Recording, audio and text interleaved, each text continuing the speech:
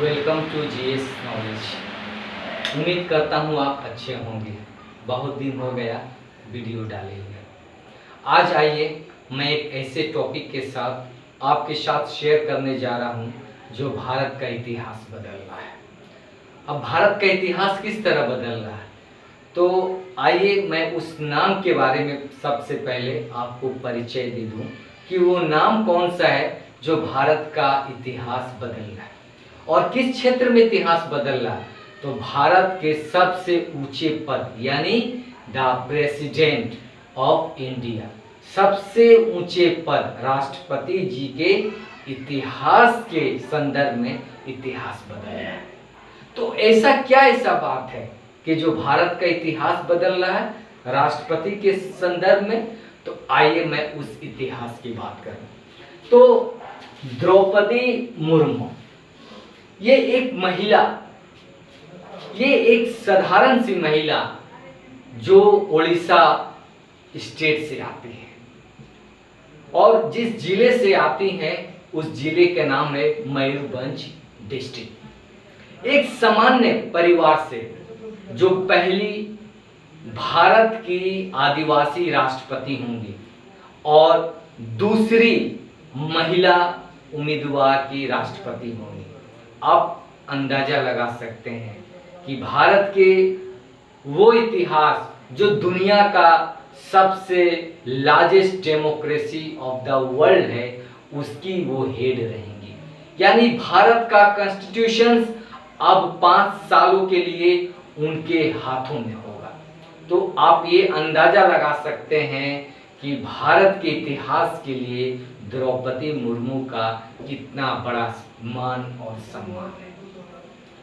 उनका जन्म 1998 में हुआ और वो भारत की वो पहली ऐसी राष्ट्रपति होंगे कि जिनके जन्म होने के बाद भारत यानी 1947 में आज़ाद हुआ और आज़ादी होने के बाद उनका जन्म हुआ और वो पहली ऐसी राष्ट्रपति होंगी आज़ाद भारत की जो इस पद पे बैठेंगी।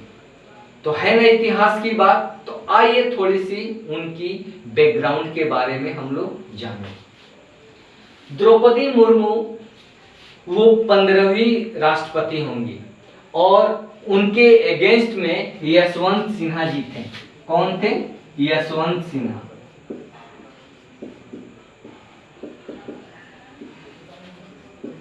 वो भी झारखंड से आते हैं, झारखंड से हजारीबाग डिस्ट्रिक्ट से।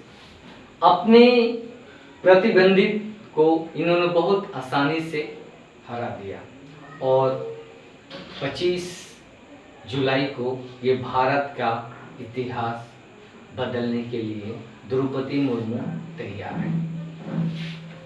आइए हम जब भारत की वो 15वीं राष्ट्रपति होंगी तो ऑलरेडी मैंने आपसे शेयर किया she is the first tribal women president of India. Politics में आने से पहले वो एक सामान्य एक टीचर थी, मयूरभंज डिस्ट्रिक्ट में एक टीचर थी। उसके बाद उनका कैरियर पॉलिटिक्स से शुरू हुआ और 1997 में एक परिषद की चुनाव में वो जीतती हैं। वहीं से उनका पॉलिटिक्स से नाता जुड़ा और उसके बाद वो उड़ीसा की सरकार में कॉमर्स और ट्रांसपोर्ट की मिनिस्टर संभाली जब उन्होंने एमएलए का इलेक्शन 2000 और 2004 में विजयी बने। जब वो अपनी पद को ट्रांसपोर्ट मिनिस्टर संभाल रहे थे तो उन्होंने उड़ीसा में बहुत बड़ा काम किया था। क्या काम किया था उन्होंने डिस्ट्रिक्ट के हर सब डिवीजन ऑफिसर्स में 58 जो उस वक्त क्या था सब में ट्रांसपोर्ट ऑफिस उन्होंने इस्टेब्लिश किया। अभी तक वहां पे कभी भी इस तरह नहीं हुआ था कि ट्रांसपोर्ट ऑफिस हर एक सब डिवीजन में हो। तो वो द्रौपदी मुर्मू ही थी जिन्होंने ट्रांसपोर्ट के क्षेत्र में बहुत ज्यादा काम किया था। इससे ही उनकी काबिलियत समझ में आई। उसके बाद vice president BJP schedule tribe की वो चुनी जाती है और एक बहुत बड़ा एक चेहरा, महिला चेहरा जो ट्राइबल के तरफ से होती है। उनके साथ एक ट्रेजेडी भी होता है। वो ट्रेजेडी क्या होता है कि ट्रेजेडी वो है 2009 में उनका बड़े लड़के का हादसा में एक मारा जाता है। उसके बाद 2013 में एक और उनकी लड़का की मृत्यु हो जाती है और 2014 में उनके हस्बैंड का भी एक एक्सीडेंट में उनकी मृत्यु हो जाती। यानी आप समझ सकते हैं, जिस महिला का 2 बेटे मारे जाएं और उनका हस्बैंड इस दुनिया में ना रहे तो उनके ऊपर क्या होता होगा। ये कोई भी इस बात को समझ सकता है। पर द्रौपदी मुर्मू वहां हारी नहीं, सब्र की, और उस सब्र का नतीजा यह है कि आज वो भारत के सबसे युवा राष्ट्रपति होने जा रही हैं।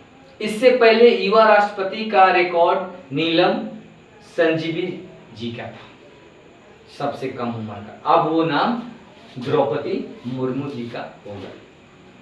वो झारखंड राज्य की पहली औरत गवर्नर थी, first women governor of Jharkhand. जब झारखंड में जब वो गवर्नर थी तब वहां की सरकार ने एक बिल पास किया था जिसमें ट्राइबल की जमीन को सरकार इंडस्ट्री पर्पस के लिए ले सकती थी।